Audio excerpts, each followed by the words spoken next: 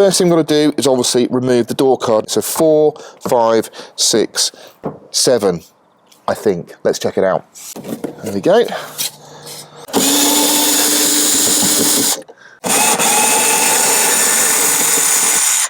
Let's start at the top.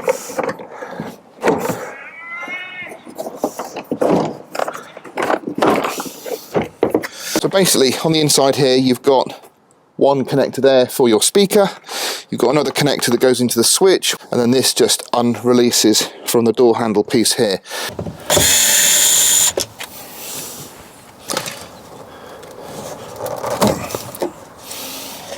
I've dropped the window down maybe 1 inch, 2 inches, which allows me then to disconnect from the regulator. There's a little clip in here which should be relatively easy.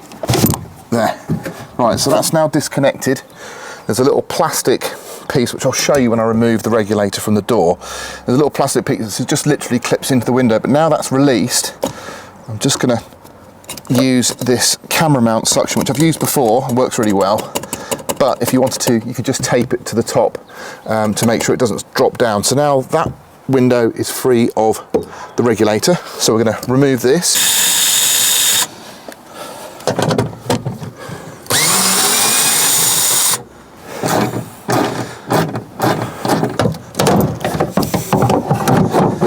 There we go. Now I don't think we have to take that out. We can just literally now get access here, which is brilliant, to our actuator. So we've got some Torx on there. So T30.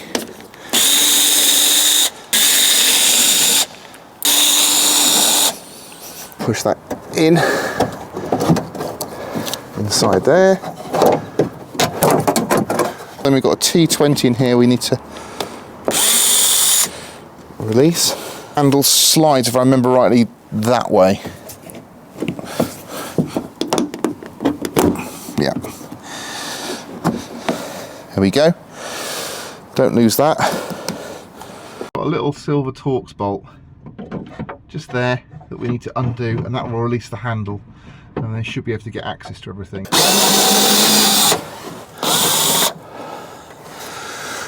And that is a plastic screw that locates into this little piece that's got Land Rover written on it, but you have got to get a tool underneath it to prise it out. So this piece here has got a little retaining clip, so it is a bit tricky to get out. So just gently get a tool behind it and it will pop out. So just be careful you don't scratch the rest of your door. We should then be able to move, there you go, everything out of place. There we go. And there we go. So this is our actuator. Here we have our new actuator from Britpart. It's about 50 quid, so that's not bad at all. It looks incredibly similar to the unit we've got. It's even got the same stamping on the housing. So this is what we're going to transfer these cables onto. So we've got basically 2 cables. We've got one on the reverse, which is this one here. And you'll notice that it's got some zip ties in here, so make sure you've got some little zip ties to replace with, because you need to do that. So we'll do this back one first. So I'm just going to snip zip tie off there. On here, so we've got 2 little plastic pieces that sit either side of this, and you just have to get them to splay out slightly, and then you can lift it out. I'm not sure a pick tool is the best instrument, but that's what we've got. There we go. So you just need to basically spread those apart, but just be gentle with them because you have got to reuse them. There's a little notch just there, so if you rotate the wire to there, it will lift out. So while we've still got it in our mind, we'll put it onto the new one, rotate it, push it in. That has to be that way around like before. Okay, and then we're just going to clip that into place and add our little zip tie. There. So we've got one cable on. I always just like to orientate these in the same position so I can just transfer them straight over. So we're going to lift those again and then rotate that around. So this is slightly different.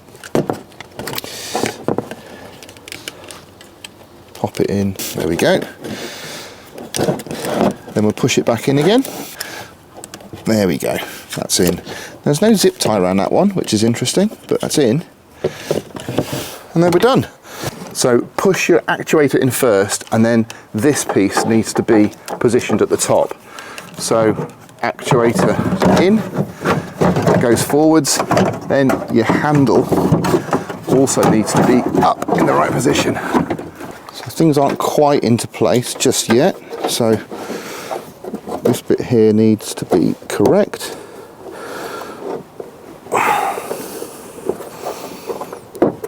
There. So then we're going to get our plug, push it back in, and then fix it again from the inside. There we are. So we want these countersunk bolts to centralize themselves, and they'll pull the actuator into the correct position.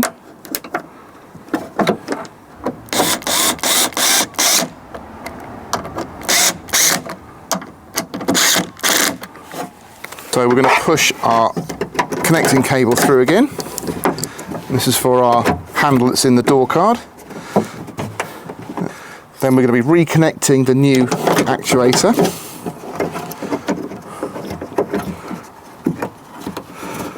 There.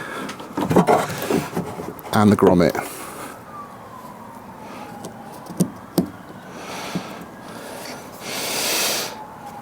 Okay, and then we'll just slot this in.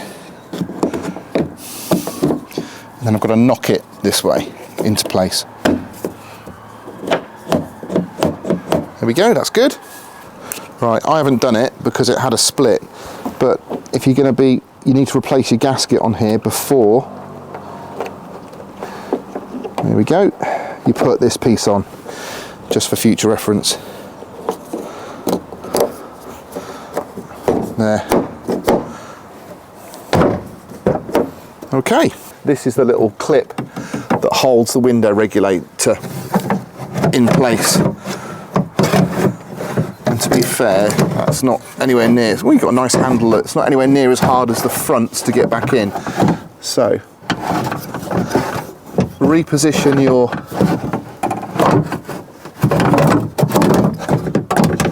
regulator.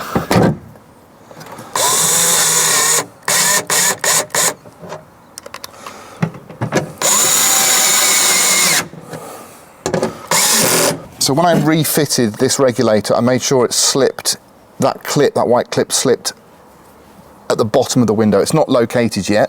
You can see, look, that's loose. But if we drop this down, there's a little click. We're now in.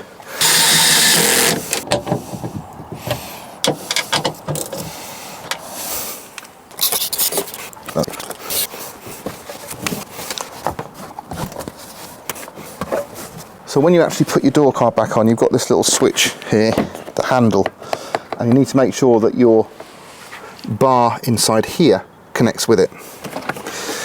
And that is probably the trickiest part of putting this all back together. We'll just connect our window switch, line the clips up in the holes. It's on. So, I want to see if that works with the mechanism. Locked. Oh, it's beautiful. I'll tell you, it's absolutely beautiful.